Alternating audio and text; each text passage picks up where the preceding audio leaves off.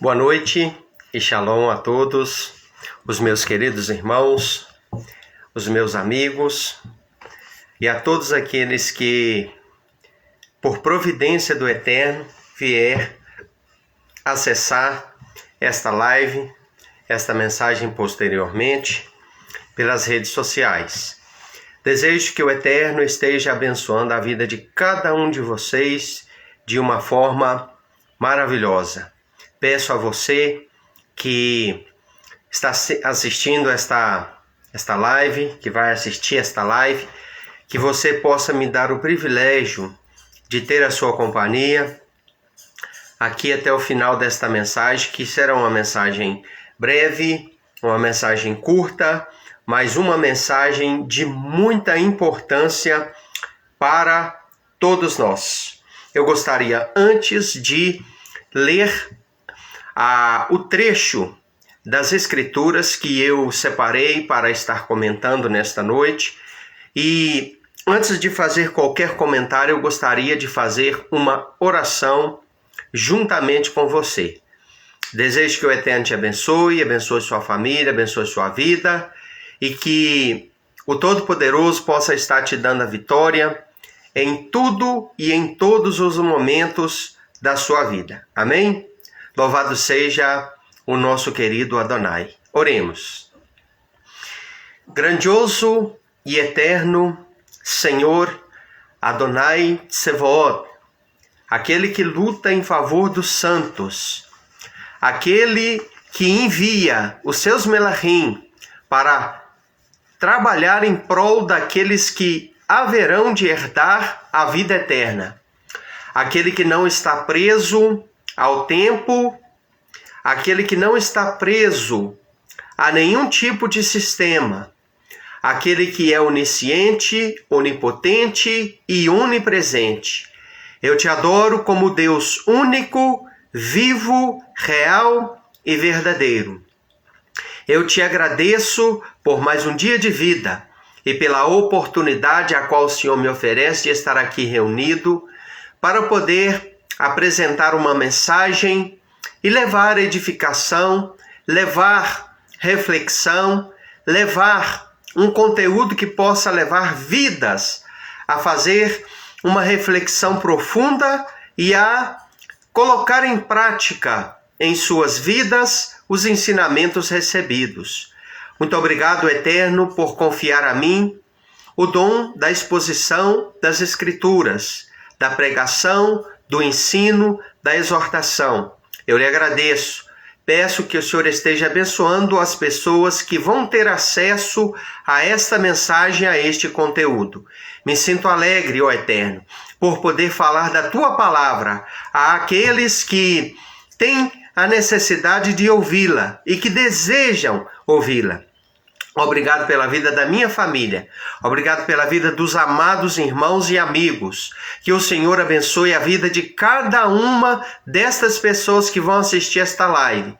Abençoando a saúde, abençoando a família, abençoando a vida espiritual, abençoando o trabalho, abençoando de uma forma rica e poderosa a vida espiritual de cada uma destas pessoas. Muito obrigado, Hashem. Eterno, maravilhoso e santo, Baruch atah Adonai Eloheinu melech haolam b'shem Yeshua HaMashiach.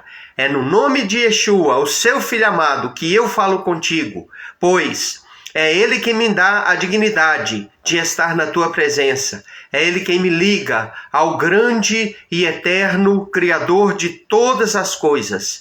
É ele, e por intermédio do seu sacrifício, por este intermédio que me vem a vida eterna, a salvação, e por isso te agradecemos no nome de Yeshua. Amém. Meus queridos, desde já eu peço a você, me ajude a compartilhar esta mensagem.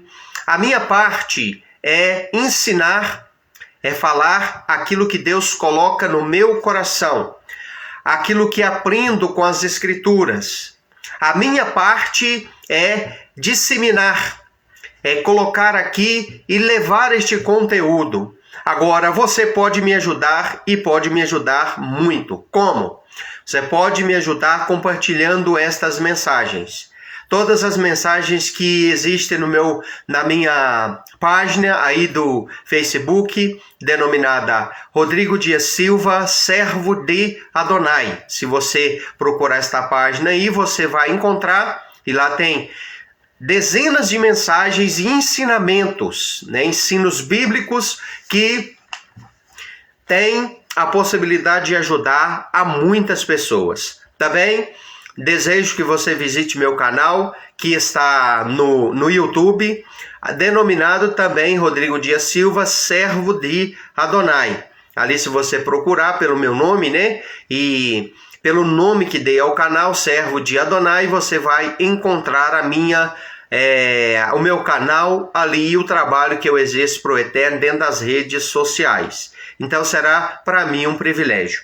Eu gostaria de estar lendo alguns versículos do Evangelho que escreveu Matitiahu, que é um evangelista que nós conhecemos como Mateus, aquele que narrou parte das histórias da vida de Yeshua. Foi ele um dos seus discípulos, um talmidim. E ele deixou aqui, então, escrito uma história importantíssima a respeito de um jovem rico que fez uma pergunta para Yeshua. Capítulo 19 diz o seguinte, no versículo 16. Um homem se aproximou de Yeshua e disse-lhe: Rabi, que boa ação deverei fazer eu para obter a vida eterna? Essa pergunta é muito importante, irmãos. Muito importante. Agora vamos ver qual foi a resposta. Yeshua lhe disse: Por que você me pergunta sobre o que é bom? Olha bem, ele faz uma outra pergunta para o jovem. Mas continuando na pergunta, ele diz: há somente um que é bom. Se você quer obter a vida eterna, obedeça às mitzvot, que significa mandamentos. Ou seja, se você quer obter a vida eterna, obedeça os mandamentos. Obedeça os mandamentos. E diz então, irmãos, a Escritura aqui, que aquele homem, naquele exato momento, irmãos, ele perguntou quais? Yeshua disse para ele: não mate, não adultere, não furte, não dê falso testemunho, honre seu pai, honre sua mãe, ame ao próximo como a si mesmo, etc. Ali ele fez citação dos 10 mandamentos, daquilo que nós conhecemos como os 10 mandamentos, que se encontra em Êxodo capítulo 20. E ele disse: eu conheço tudo isso e tudo isso tenho guardado desde a minha mocidade. O que me falta ainda? Yeshua disse para ele: se você for sério e quiser alcançar ou obter a vida eterna, venha, siga-me, venda seus bens e dê o dinheiro aos pobres e terá um tesouro nos céus. Então, venha e siga-me. Quando o jovem ouviu isso, afastou-se triste, porque era muito rico. Meus queridos, se tem uma coisa que o ser humano que acredita em Deus, eu não vou falar de um ateu, eu vou falar de um ser humano que acredita na existência de Deus. Se tem uma coisa que o ser humano que acredita na existência do Eterno, do Criador, que existe um Ser Supremo, que criou todas as coisas. Se tem uma coisa que uma pessoa que crê na existência deste Deus, ela preocupa com a vida eterna. Ou seja, é com estar ao lado do Criador. Todas as pessoas por este mundo afora que depositam credibilidade na existência do Criador, ela tem essa preocupação com ela. O que eu vou poder fazer para obter a vida eterna? Aí, neste momento, as expressões são variadas, mas todas essas expressões demonstram uma preocupação só. Eu quero agradar a Deus e eu quero obter a vida eterna. Uns dizem assim, o que eu posso fazer para ir para o céu? Outros dizem, o que eu posso fazer para ser salvo? Outros dizem, o que eu posso fazer para herdar a salvação? Outros dizem, o que eu posso fazer para não ir para o inferno? Outros dizem, o que compete a mim para entrar no paraíso? Enfim, as expressões são variadas.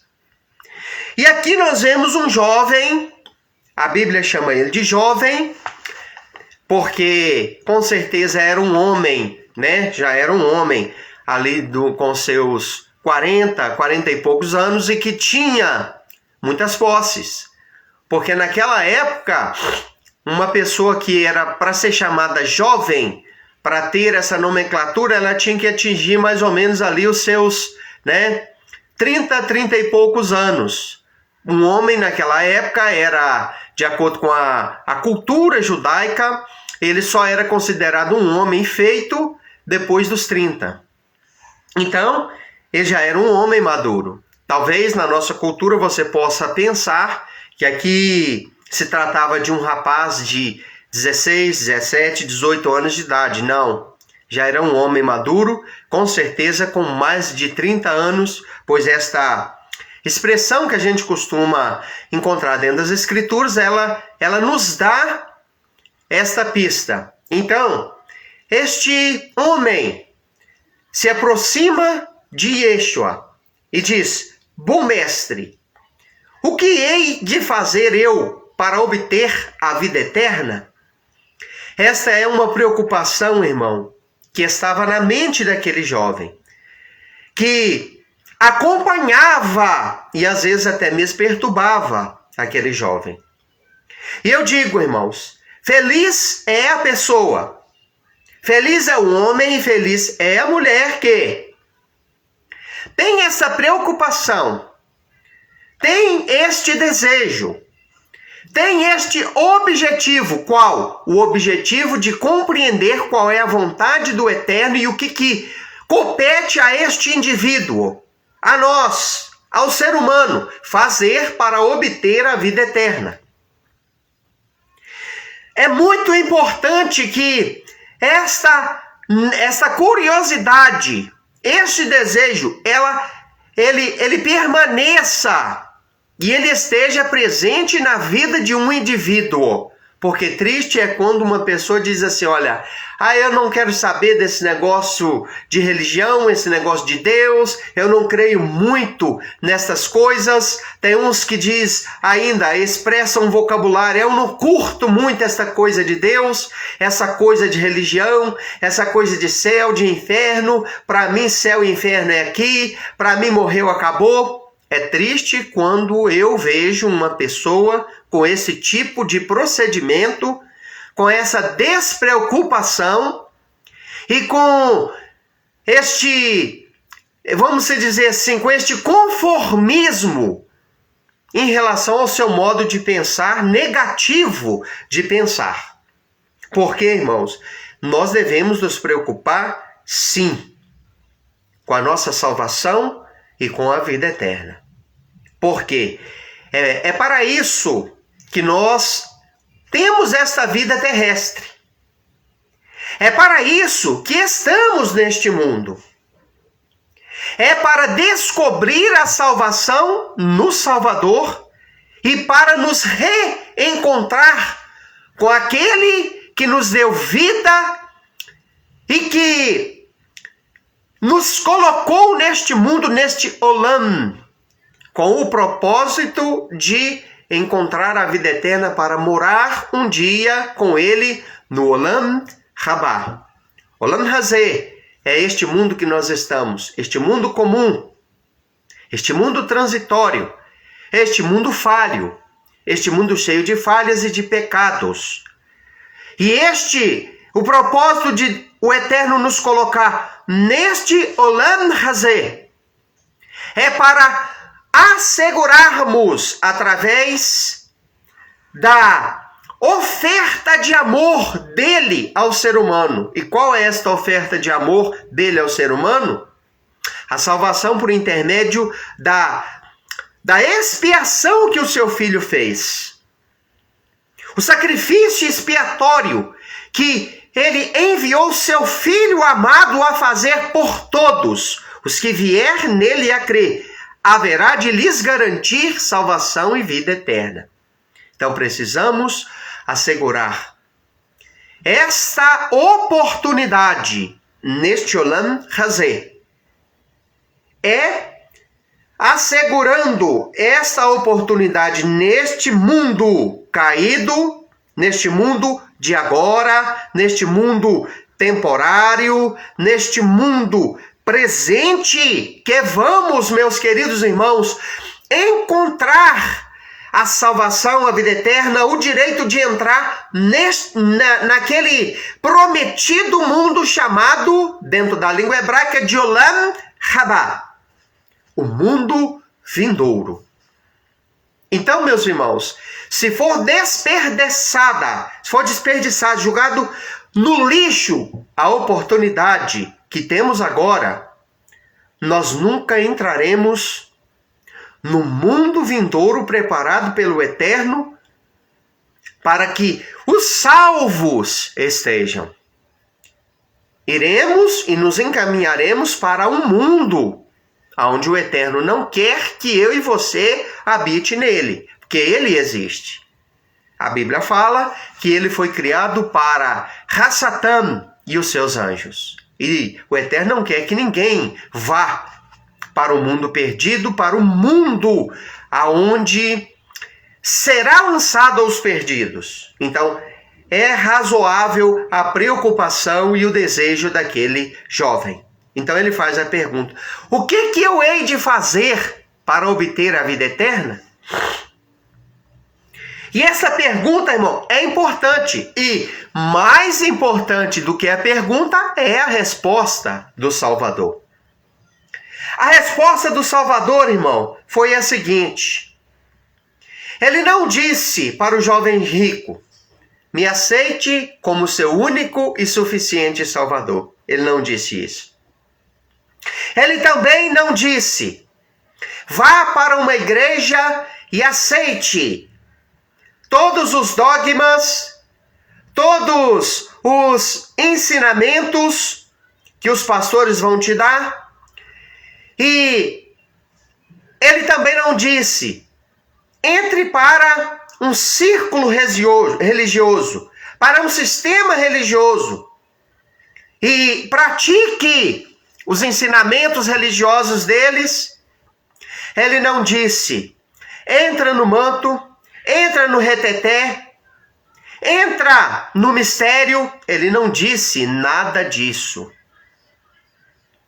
Ele não falou para você e eu e ninguém ir para a denominação A, para a denominação B, para a denominação C. Ele não falou que eu e você precisava ser batizado com o Espírito Santo, virar pentecostal. Ele não falou que eu e você teria que aceitar as normas regimentais, estatutárias de uma denominação. Ele não falou nada disso. Mas por que quando eu entrego a minha vida para o Salvador, de cara as pessoas falam que eu preciso ir para uma igreja, sendo que o Eterno não diz isso na sua palavra, e Yeshua, o Filho do Eterno, também não ensinou isso. Por quê? Sistema religioso. O sistema religioso, irmãos, qualquer pastor, qualquer pessoa que você for perguntar para ela sobre esta questão, ela vai falar para você: aceite a Jesus como seu único e suficiente Salvador. Mas o próprio Salvador, Yeshua, ou Jesus, ele não falou isso. Quando foi perguntado para ele, o que eu devo fazer para receber a vida eterna, ele não falou. Ele não apontou para ele e não disse assim: me aceite como seu único e suficiente Salvador. Ele não disse isso. Sabe o que ele disse? Ele disse: obedeça os mandamentos. Ou seja, obedeça as mitzvot.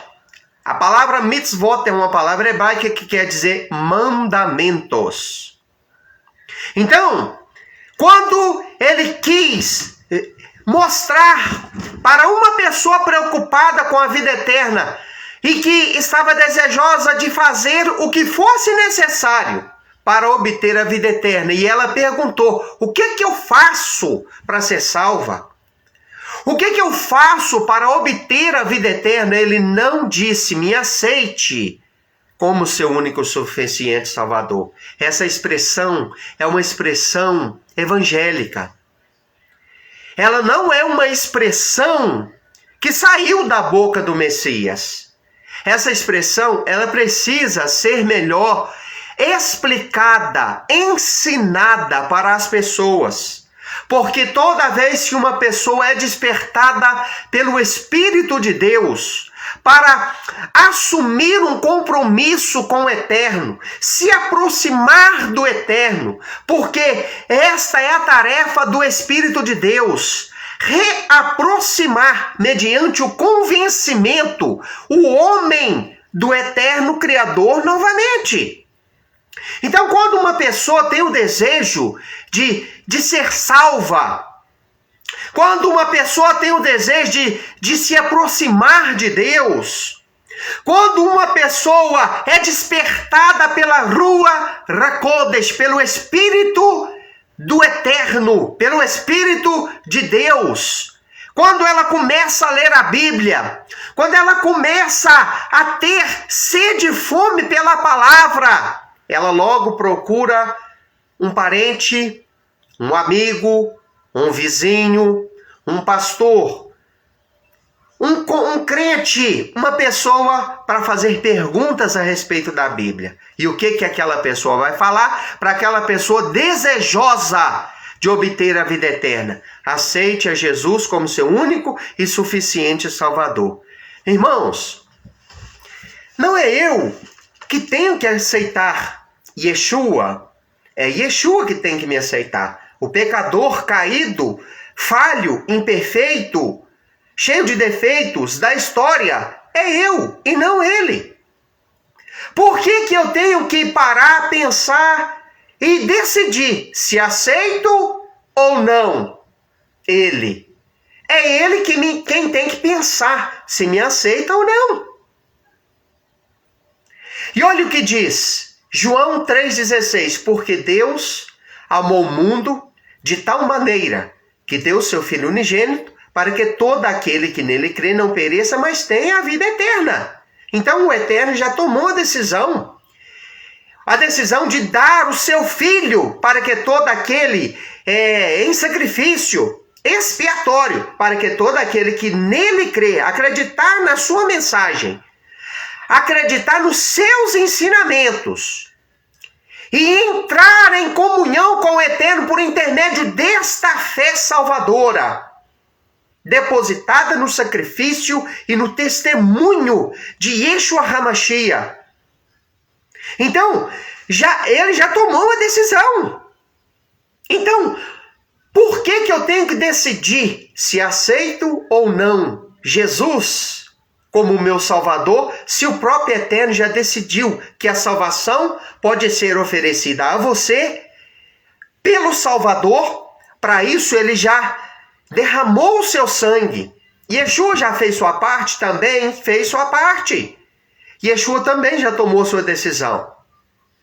Quando ele veio a este mundo, irmãos, e lá no jardim do Getsemane, ele orou dizendo: Pai, passa de mim este cálice, quando ele suava excessivamente, em suas gotas de suor saía sangue misturado com o seu suor. Ali ele estava em um conflito tremendo, terrível, porque como ser humano ele via a morte por execução no madeiro se aproximando dele. E isso não era fácil, e não é fácil para nenhum ser humano. Então ele, de uma maneira muito tensa, uma maneira horripilante, ele faz uma oração desesperada em meio a uma imensa agonia. Parte dele queria obedecer ao Eterno, porque ele foi colocado neste mundo para uma tarefa dificílima de ser cumprida. A tarefa de morrer em prol da salvação de quem nele viesse a crer. De oferecer à humanidade a oportunidade de salvação e vida eterna. Então, e um outro lado dele, meus queridos irmãos, estava passando por um momento, irmãos, de muita dificuldade. Por quê? Porque estava para enfrentar a morte, sabia que a salvação seria às custas da sua própria morte inocente. Mas o outro lado dele, irmãos, que é muito forte, né? Estava entrando em conflito. Por quê? Porque ele sempre foi obediente. Desde criancinha, desde menino, ele aprendeu a amar e aprendeu a obedecer pelas coisas que sofreu. Então, não foi fácil para ele. Uma parte dele queria obedecer, outra parte dele queria dizer não. Por quê? Porque ele iria enfrentar uma das piores e mais cruéis mortes que o ser humano já pôde experimentar na sua vida, que é a morte por execução no madeiro. Aonde os órgãos da pessoa, irmão, se dilatava por dentro do seu ventre, aonde o pulmão da pessoa era comprimido ali devido à posição de crucificação, porque não era assim em forma de cruz que os crucificados, né, que os executados no madeiro eram executados. Era, meus irmãos, uma forma vertical, né? Ali, pregado naquela condição. Cruz é invenção da Igreja Católica Apostólica Romana. Isso aqui eu não vou entrar neste mérito, mas é assim que ensina a história da sua veracidade.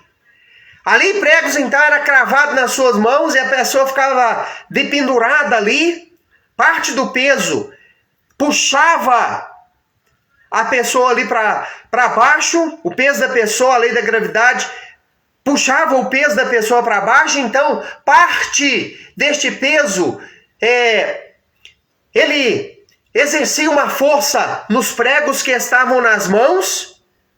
Muitas das vezes rasgava isso aqui e a mão partia no meio. Outras vezes saía, arrebentava os ossos e saía ali, por intermédio dos ossos das mãos, aquele prego. E os pés ficavam nessa posição, cravado, ali naquela condição. E todo o peso do corpo daquela pessoa, segundo estudiosos, Yeshua era um homem de mais ou menos 1,84 m, 1,86 m de altura. E ele tinha aproximadamente os seus 86, 84 quilos. Então imagina bem um homem deste tamanho. Ele era praticamente do meu tamanho. Eu tenho 1,83 e peso os meus 90 e poucos quilos. Então ele era, fisicamente falando, praticamente como o meu porte físico, que é um porte físico médio avantajado. Então, meus queridos irmãos, Ele sabia que ele ia enfrentar isso. Ele sabia que ele passaria por isso e a decisão dele ele tomou. Quando um melachim, um anjo, um melach, Deus enviou um dos seus melachim para poder confortar ele. Porque depois daquela oração que ele fez, no Getsemane, tentou buscar a ajuda dos seus discípulos para orar com ele, o Eterno enviou um melach, um anjo, para confortar ele. Então ele tomou a sua decisão. Né? Ele orou e disse: Pai, passa de mim, se for possível, esse cálice, sem que eu o beba. Mas se não for possível, contudo, faça-se a sua vontade. E quando o Eterno anunciou, a ele diz: é minha vontade que você passe por esta situação. A humanidade depende do teu sacrifício. Para isso te coloquei no ventre de Miriam, Maria. Para isso tu foste concebido. Tu és o prometido, o Mashiach, que eu enviei para salvar Israel e as nações. E ali ele viu que não tinha como, irmãos. E ele então tomou a decisão, ofereceu-se. Agora, irmão, é eu e é você, é nós que temos que decidir se aceita ou não? Não. Essa expressão ela não está correta. Aceita Jesus como seu Salvador. Não. Errado. Errado. Quem tem que aceitar ou não é o Eterno. E ele já aceitou. Quem tem que aceitar ou não é Yeshua. E a história mostra que ele já tomou sua decisão. Ele aceitou morrer por mim, morrer por você. Ele aceitou ser nosso Salvador. O Eterno aceitou ser nosso Pai por intermédio da adoção de filhos conquistada pelo sangue do Mashiach. Então essa expressão não está correta. E não foi essa expressão que ele usou para dizer ao jovem rico: me aceita como seu único e suficiente Salvador. Não. Agora, irmãos, o que é realmente que deve ser ensinado para as pessoas? O que eu devo fazer para obter a vida eterna? Se alguma pessoa me perguntar, né? Reconheça e receba o testemunho de Yeshua como seu único e suficiente Salvador. Porque aceitar a Jesus, ou aceitar Yeshua, vamos dizer assim, não é simplesmente passar a gostar dele, ir para uma igreja, obedecer a um conjunto de dogmas, regras, de um estatuto com bases na Bíblia e de um regimento interno, porque toda denominação tem isso. Estatuto, regimento interno. Né? E pronto, não. Talvez a grande maioria dos pastores fala isso: aceite Jesus como seu Salvador, batiza nas águas e venha para frequente os cultos, todos os cultos, seja um dizimista, pronto, está garantida a salvação. E Yeshua não ensinou isso. Agora vamos, irmãos. Vamos ver se a minha opinião está certa ou está errada. Qual foi a resposta dele? A resposta dele não foi: me aceite como seu único e suficiente Salvador. A resposta dele não foi: entra para uma denominação. A resposta dele não foi: seja do manto, seja do mistério, seja do reteté. A resposta dele não foi: seja um pentecostal, batizado com o Espírito Santo. Não! A resposta dele foi: obedeça às mitzvot, ou seja, obedeça os mandamentos. Agora, irmãos, ele falou isso aqui, só isso aqui pro jovem rico? Não. A Bíblia está recheada de ensinamentos dele nesta categoria, aonde ele vinculou e mostrou a necessidade de nós obedecermos os mandamentos para sermos salvos. Ah, então quer dizer que ele não ensinou que é só aceitar ele como Salvador, ir para uma igreja, vestir um terno, uma gravata, a mulher deixar o cabelo crescer, vestir um saião. Não, quer dizer que não é só isso? Não. Ele não ensinou que é isso. Ele não ensinou que é apenas isso que a igreja evangélica ensina hoje para os seus fiéis, não. Vai muito mais além. Ele disse, obedeça aos mandamentos. Agora, irmão, a quais mandamentos ele se refere? Talvez você que está aí do outro lado fale assim, não, amar a Deus sobre todas as coisas e o próximo como a si mesmo. Ele reuniu toda a lei e os profetas nesses 2 mandamentos, então é só isso. Não, não é só isso. Sabe por quê que nós temos isso na nossa mente? Eu não tenho isso mais. Mas a maioria dos evangélicos tem. É simplesmente por causa de uma mentira teológica que foi ensinada pelos primeiros doutores da igreja, pelos primeiros cristãos, e que pegou como um grude, e que faz parte de todo o contexto teológico doutrinário da igreja há séculos, mas que não está de acordo com as escrituras judaico-cristãs, vamos dizer assim, apropriadamente dizendo. Não está de acordo com a judaicidade de Yeshua e os seus talmidim, seus discípulos. Então, foi um grupo que saiu do meio dos primeiros Netzarim. Presta atenção nessa palavra, irmão. Existiu lá naquilo que você chama de igreja primitiva.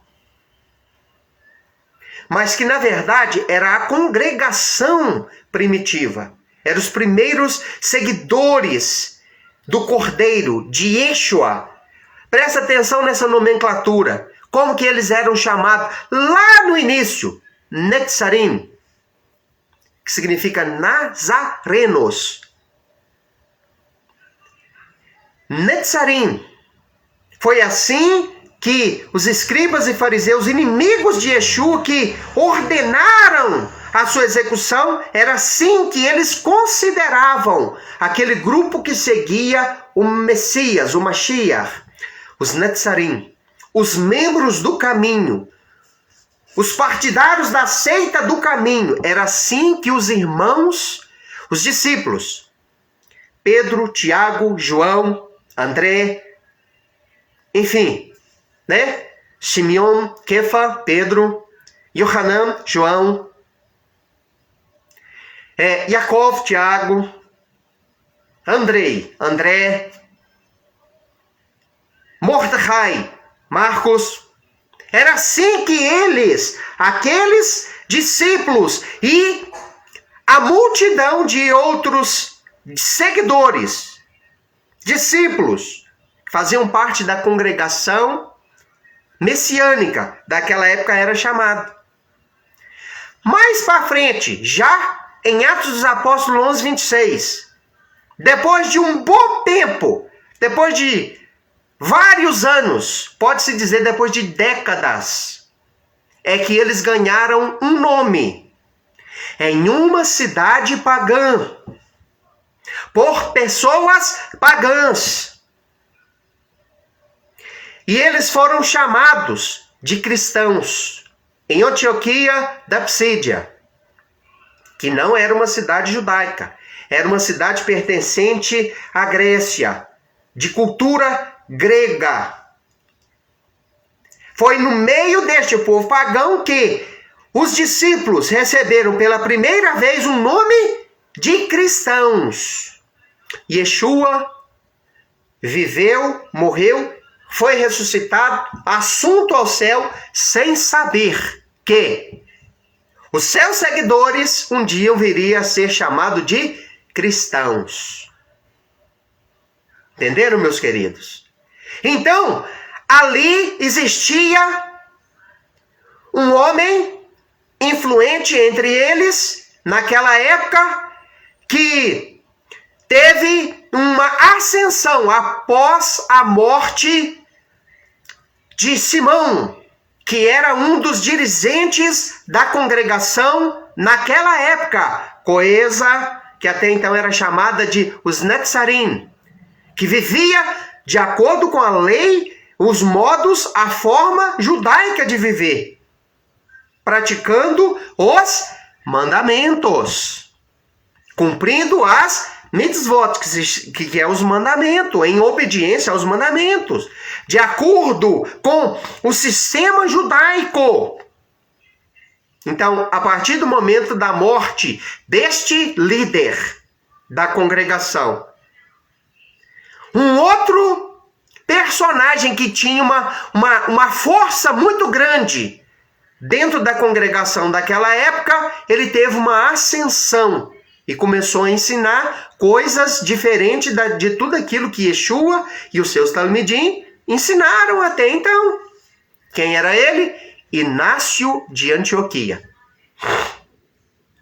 Inácio de Antioquia, então, ele promove uma dissensão, uma rebelião, aonde aqueles que estavam aliados a ele foram ensinados a se distanciar daquele outro grupo que tinha aprendido tudo com o Messias, com Yeshua, e que obedecia aos mandamentos, que não se diferenciava dos judeus não messiânicos da época, daqueles ortodoxos que não aceitavam que Yeshua era o Messias. Eles não tinham diferença, estilo de vida, a não ser nessa questão. Os Netzarim abraçavam a fé em Yeshua e diziam, ele é o Messias. Não precisamos esperar o Messias, porque Yeshua, que foi morto, que por execução no madeiro, que morreu, mas que ressuscitou, ele é o Messias. O modo de vida deles, irmão, era o mesmo. Inácio de Antioquia, ele quis apartar a congregação, todo o povo seguidor de Yeshua, do Messias, desse estilo de vida tradicional e criar uma nova religião. Então criaram o cristianismo. Outros líderes, como Marcião, Tertuliano, que criou a doutrina da Trindade, vieram no decorrer dos séculos posteriores acrescentando outros ensinamentos que veio a ser incorporado na doutrina cristã. Então, irmão, aceitar Jesus como o único e suficiente Salvador é simplesmente uma das outras formas, das formas que foi desenvolvido com o passar dos anos, mas que lá na sua originalidade primitiva não era assim. Prova disso está dentro da própria Bíblia que nós acabamos de ler. Yeshua não deu essa resposta ao jovem rico. O que eu devo fazer para receber, mestre, a vida eterna? Me aceite como único e suficiente Salvador. Não foi isso que Yeshua falou. Ele falou como um bom judeu que ele era, porque Yeshua era um judeu. Ele disse, obedeça aos mandamentos. Ele aponta para os ensinamentos que o Pai já tinha deixado para o seu povo. Ele aponta para os mandamentos que são eternos. Ele aponta para os mandamentos que nunca viriam e nunca haverão de ser abolidos. Um dos piores mandamentos que foi desenvolvido pelos pais da igreja, pelo cristianismo, que é uma religião à parte daquilo que verdadeiramente viveu os profetas da antiguidade, Yeshua e os seus primeiros talmidim, que eram judeus, que viviam de acordo com a ótica judaica, que obedeciam aos mandamentos da Torá, ou seja, da lei. Eles todos obedeciam os mandamentos da Torá, meus irmãos. Talvez você olhe para mim e assusta com isso, mas não. Yeshua viveu de acordo com os mandamentos da Torá.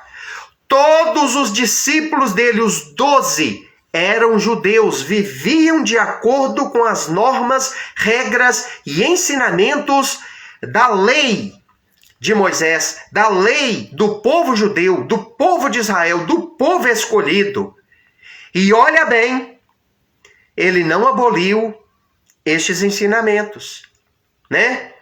Foi, irmão, o sistema religioso cristão que fez com que eu e você viesse a pensar, por meio dos ensinamentos que nos deram, que a lei de Moisés, né?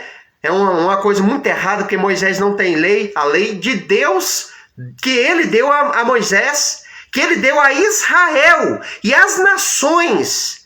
Moisés, irmão, foi só um canal. Você tem na sua casa, irmão,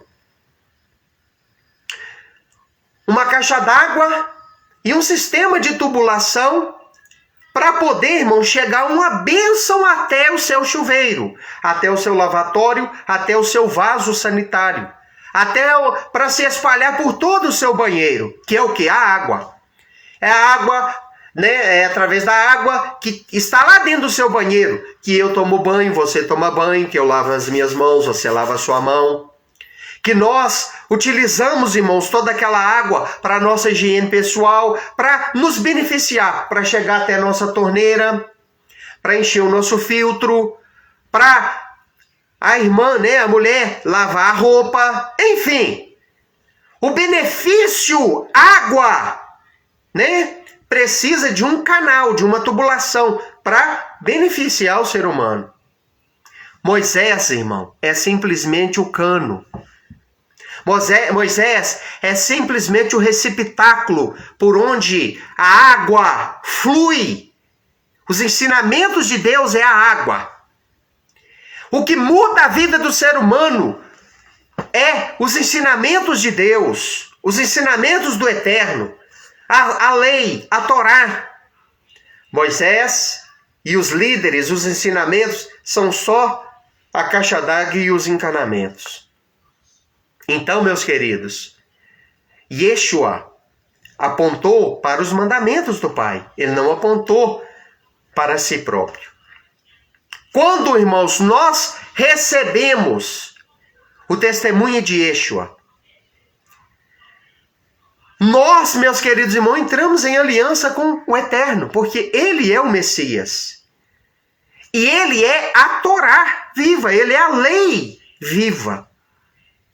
Ele é os ensinamentos vivos do Eterno para toda a humanidade.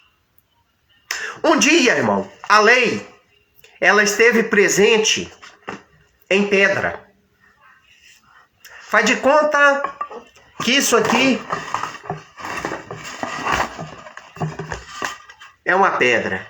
É um pedaço de madeira, né? Mas faz de conta que isso aqui é uma pedra. Um dia, a Torá, ela esteve na pedra.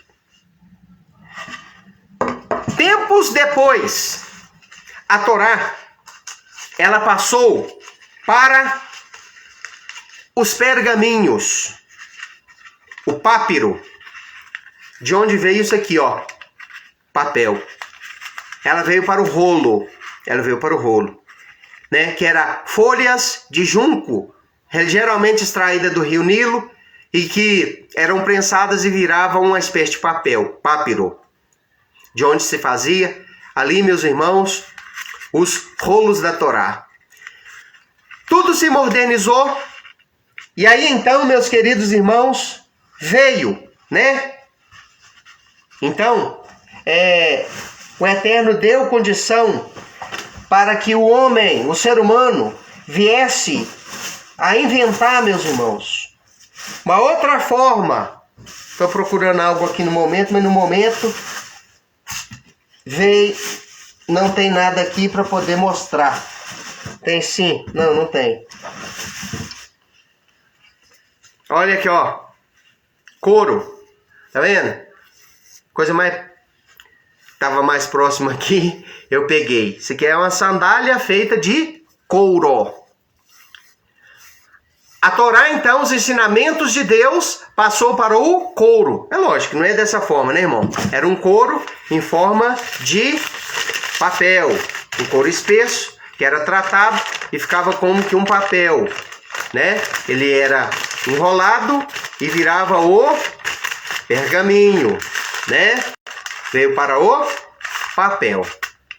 Mas um dia, irmão, de tanto bater na mesma tecla, mostrar aos israelitas e todas as nações a necessidade de obedecer os mandamentos que estava no papiro, da onde veio o papel, que estava no couro, de onde veio o pergaminho, e que esteve presente também na pedra. De tanto pelejar com as pessoas e dizer, olha, vocês têm que olhar para aquilo que está escrito na pedra, para aquilo que está escrito no papiro, para aquilo que está escrito no pergaminho, e as pessoas não entender, ele quis, meus irmãos, proporcionar uma chance maior. Ele quis tirar as letras da pedra, do pergaminho, do papel, do papiro e torná-las vivas. Então o Verbo se fez carne e habitou entre nós. Vocês estão entendendo? O que é o Verbo? O Verbo é a Torá. O Verbo são as letras dos ensinamentos, dos mandamentos que foram deixados, irmão, para dirigir a nossa vida até que o Salvador chegasse. Os mandamentos de Deus trazem salvação e vida eterna. E Yeshua é os mandamentos vivos. Ele é a incorporação dos mandamentos. Ele viveu plenamente esses mandamentos. Então, quando eu recebo, entendo, compreendo que Yeshua é o Salvador e passo a obedecer os ensinamentos dele, aí então, meu irmão e minha irmã, eu recebo ele como meu Salvador de verdade. Então não é esse negócio de aceitar, só aceitar Jesus, vestir uma capa externa, entendeu? De crente, colocar uma Bíblia debaixo do braço e ir para uma igreja, né? Ir para uma igreja apenas e dizer eu aceitei Jesus. Não, não é isso. Não é isso que ele ensinou. Obedecer os mandamentos. Agora, irmão, fica complicado, porque na igreja você aprende que os mandamentos de Deus foi abolido. Você está vendo a complicação? E que a Bíblia ela tem uma divisão. Parte dela é para você obedecer e parte dela é para você simplesmente observar como um bom exemplo, como algo que passou, mas que você não precisa mais obedecer. É por isso que existe nas Bíblias a nomenclatura errada, vinda de Marcião, um dos pais da igreja. Antigo Testamento e Novo Testamento. Novo Testamento, segundo o que ensinaram para nós dentro da igreja, você tem que obedecer. Agora, Antigo não. Antigo pode descartar. É aí que entra o erro. É aí que entra o engano. É aí que entra, irmãos, o equívoco. E é aí que nós precisamos nos corrigir. Porque, olha bem, olha o que Yeshua ensinou. Eu vou ler para você aqui. Olha o que ele deixou escrito para todos nós, meus queridos irmãos. Ele disse assim, aqui no Evangelho de João, capítulo 14, versículo 15. Se me amardes, guardareis os meus mandamentos. Tá vendo? Se me amardes, guardareis os mandamentos. Ele se refere aos ensinamentos da lei. Aqueles ensinamentos que nunca vão passar. Ele não se referia apenas, irmão, a amar a Deus sobre todas as coisas e o próximo como a si mesmo. Isso foi um resumo que ele fez, irmão, para condensar uma verdade, os mandamentos de uma forma assim, mais... ele quis enxugar. Mas não quer dizer, meu irmão, que tudo aquilo está abolido. Não, ele não aboliu nada. O filho não tem o direito de abolir, irmão, os ensinamentos do pai. As normas dentro de uma casa, quem dita é o líder da casa, que é o pai. Dentro da hierarquia, depois vem a mãe. E depois os filhos. Agora, irmão, você quer dizer para mim que dentro da hierarquia espiritual celestial, o filho que está abaixo da autoridade do pai, que foi criado pelo pai, que está sujeito ao pai, que é limitado, que é uma criatura feita pelo pai, criada pelo pai. Você quer dizer para mim que o filho tem o direito e a autoridade de desfazer e de passar por cima da autoridade dos mandamentos que o pai estabeleceu? Por favor, meu irmão, é uma questão de raciocínio. Isso é papo furado de teólogo. É teologia que ensina que os mandamentos do soberano, do Deus único, do Elohim, criador de todas as coisas, daquele que é o Ein Sof, o incomparável. Não tem como comparar ele, irmão. Ele é a fonte de emanação de energia, poder, vitalidade e criação. A ele se atribui a responsabilidade pela criação de tudo. Você quer dizer que o filho que foi criado por ele tem o direito de abolir os mandamentos dele e criar os seus próprios mandamentos? Não. Ele não teve essa audácia, ele não fez isso. Prova disso está em Mateus 5, a partir do versículo de número 17, onde ele diz: não cuideis que vim abolir a lei ou os profetas. Não vim abolir, mas vim cumprir. Vim tornar pleno. Vim plenificar. Vim cumprir plenamente, não para que eu e você deixe de cumprir. Ele veio cumprir para mostrar para mim e para você que nós também devemos e temos condição de cumprir. A vinda dele, irmão, não e o cumprimento da lei, porque a Bíblia afirma que ele cumpriu tudo, o que cabia a ele. Ele viveu em obediência plena aos mandamentos, à lei. Ele foi obediência em tudo.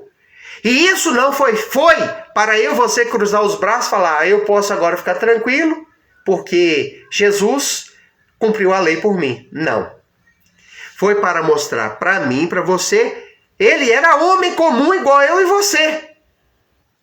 Ele só era o escolhido, o ungido especial do Eterno para desempenhar uma função especial prometida desde Gênesis 3,15.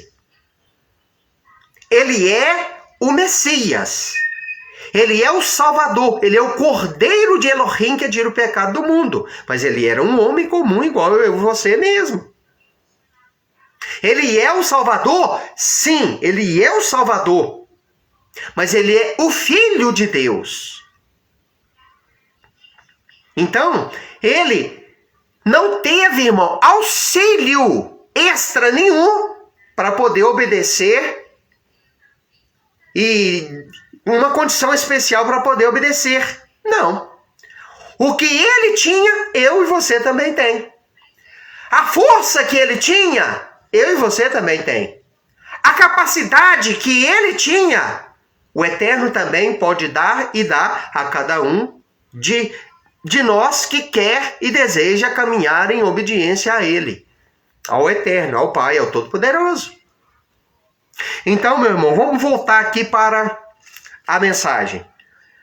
Então ele ensinou: se me amardes, você ama Jesus como seu Salvador? Você ama Yeshua como Senhor, como seu Salvador? Você reconhece Ele de verdade como seu Senhor, seu Salvador? Então, prova. Como que você vai provar? Eu vou provar. Obedecendo os mandamentos. Ah, eu amo a Jesus. Mas você desmerece os ensinamentos daquilo que você diz em Antigo Testamento. Você despreza os mandamentos. Então, eu e você está mentindo. Se me amardes, verdadeiramente obedecereis os mandamentos. Vamos lá, 14:21 de João. Aquele que guarda os mandamentos e os pratica, esse me ama. E aquele que me ama será amado pelo meu Pai. E eu o amarei e o manifestarei a ele. Então, aquele que guarda os meus mandamentos, os mandamentos do Pai, que é aqueles lá, ó. Não matarás, não roubarás, não dirás falso testemunho, obedecer a pai e mãe, guardar o Shabat, guardar o sábado, não o domingo. Domingo é a invenção dos papas. Domingo é a invenção da igreja. Domingo não é bíblico. A guarda do domingo é coisa que papas ensinaram, a igreja ensinou. Tem isso, irmãos, nas enciclopédias dos próprios líderes católicos. Procura e puxa na internet Enciclopédia Católica e leia a confissão dos teólogos católicos apostólicos romanos, dizendo que foi a autoridade papal quem fez essa transição do mandamento de guarda do dia sagrado, do sábado para o domingo. O primeiro dia da semana é o sábado, é o domingo, melhor dizendo. Não, meus irmãos, é a segunda. E o sétimo dia, o dia de guarda, não é o domingo, é, meus amados e queridos irmãos, o Shabat, o sábado. Aí, meus irmãos, dentro das igrejas evangélicas, olha aí, meu irmão, olha para você ver, você diz que ama os mandamentos. 9 mandamentos são obedecidos. Mas não é 10 mandamentos? Por que 9? Por que, irmãos? Os 9 e não os 10? Por que não se obedece todos os 10? Por que aboliram o Shabat? Você está entendendo? Isso veio, irmão, lá do passado. Martinho Lutero deveria ter corrigido isso quando houve a suposta reforma protestante. Não era para reformar? Não era para retornar às origens? Mas não retornou nada, irmão. Só tirou algumas coisas, né, que ele não concordava e acrescentou outras que ele achava certo, mas não voltou às origens. Aquelas origens lá daquela época antes da rebelião de Inácio de Antioquia. Devia ter voltado para lá. Isso sim é retorno, techuvá, é voltar lá para o início de tudo. Quando tudo começou, como que era lá? Era assim, assim, assim. É desse jeito hoje? Não. Então vamos deixar aquilo que está errado hoje, vamos voltar lá para aquela época. Para os ensinos deixados por Yeshua, aprendido, assimilado, praticado pelos seus talmidim. É assim que deveria ser. E é isso que o judaísmo messiânico nazareno hoje propõe. Techuvá, retorno às origens hebraicas da fé. Então, voltando aqui, Yohanan João 15:10. Se guardardes os meus mandamentos, permanecerei no meu amor, do mesmo modo que eu tenho guardado os mandamentos de meu Pai e permaneço no seu amor. Então não existe esse negócio, irmão, de eu quero salvação, quero vida eterna, então aceita Jesus como seu salvador, só isso. Aí vou para uma igreja, aprendo a frequentar diariamente os cultos, aprendo a ser dizimista, batizo nas águas em nome de uma trindade, coisa que não existe. Nosso Deus é um. Yeshua ensinou a batizar, ide a todo mundo, batizando todas as nações em meu nome, ensinando a guardar tudo que vos tenho ordenado. Em meu nome. Ele não existe essa expressão dentro da Bíblia. Essa expressão foi um enxerto da Igreja Católica. Essa expressão usada lá em Mateus 19:21, né? 19:28, melhor dizendo. Ides e batizai em nome do Pai, do Filho e do Espírito Santo. E isso aí não é eu quem estou falando. Pega a Bíblia de Jerusalém e leia a nota de rodapé que existe na Bíblia de Jerusalém, que é uma Bíblia católica apostólica romana. Lê lá na nota de rodapé. Pega lá Mateus 28:19. Mateus 28:19, onde está esse versículo, batizando em nome do Pai, do Filho e do Espírito Santo. E veja qual é o comentário que os padres, os teólogos fizeram dentro deste versículo.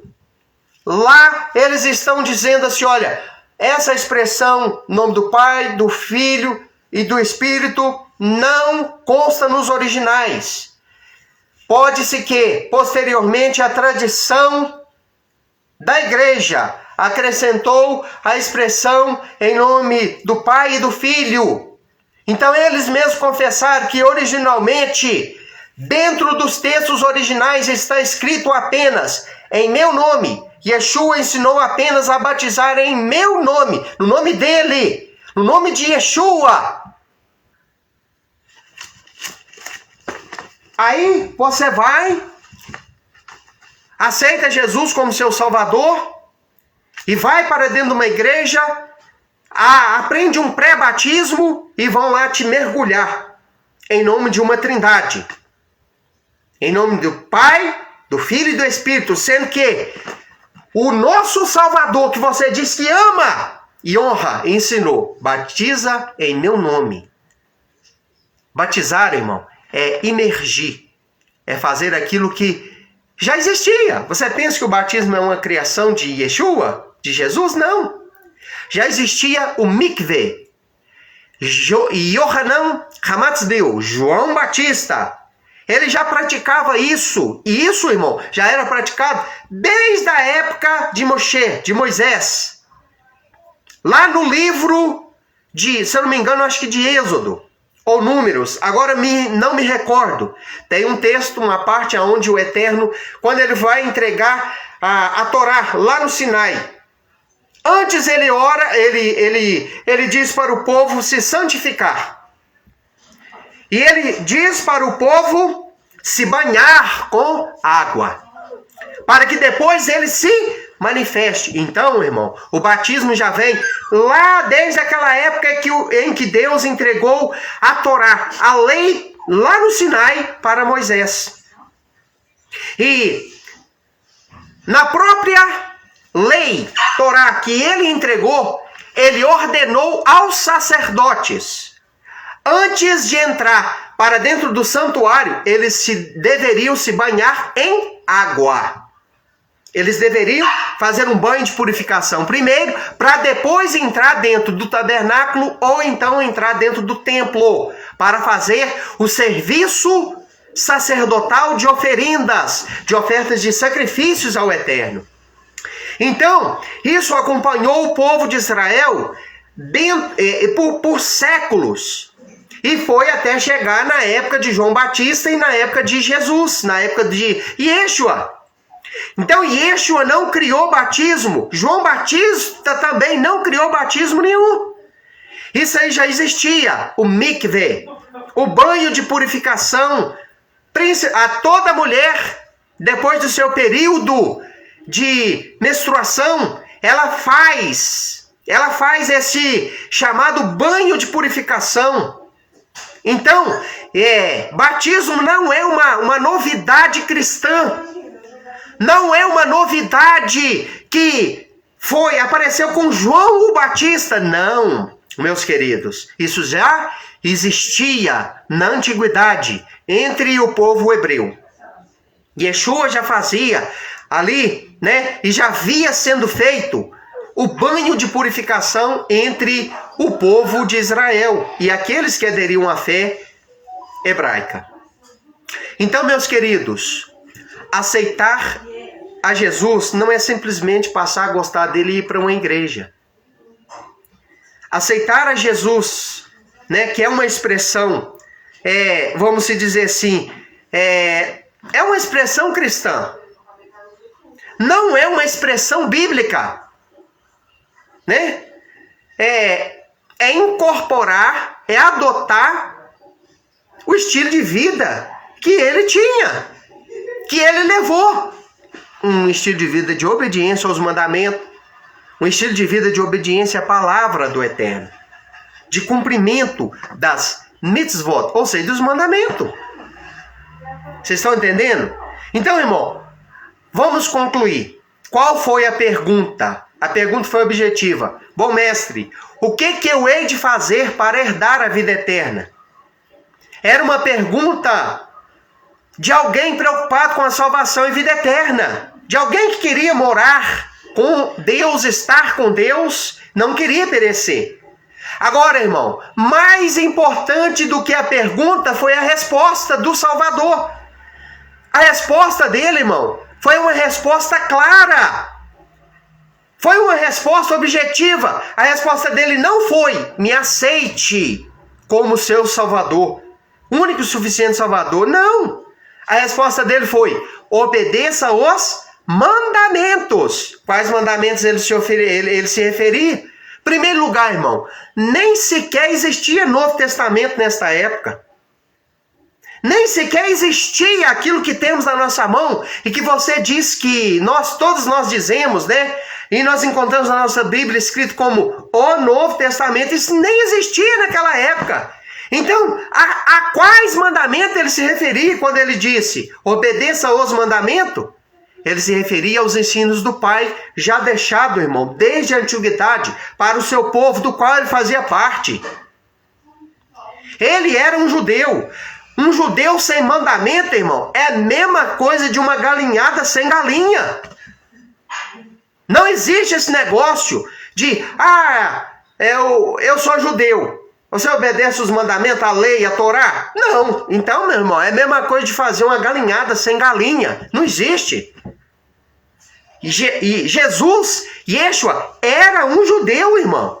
Queira as pessoas aceitar, concordar, gostar ou não, ele era um judeu. Então, sendo ele um judeu, ele era praticante da Torá. Ele era praticante dos mandamentos. Ele procurava conhecer e aplicar os mandamentos. Por quê, irmão? É para isso que Deus deu a lei para Moisés. Para que Moisés ensinasse ela ao povo de Israel. Yeshua era um israelita, meu irmão. Yeshua fazia parte do povo de Israel. Ele era um hebreu. Ele era da tribo de Judá, meu irmão. Você sabe o que é a tribo de Judá? A tribo de Judá é uma das tribos mais importantes. É da onde veio a nomenclatura judeu. Veio de Judá. Yehudá. Yehudim. Judá, judeu. Você está entendendo? Falava hebraico. Entendeu? Era amante e praticante da Torá. Então, meu amado e querido irmão, muita coisa precisa ser corrigida.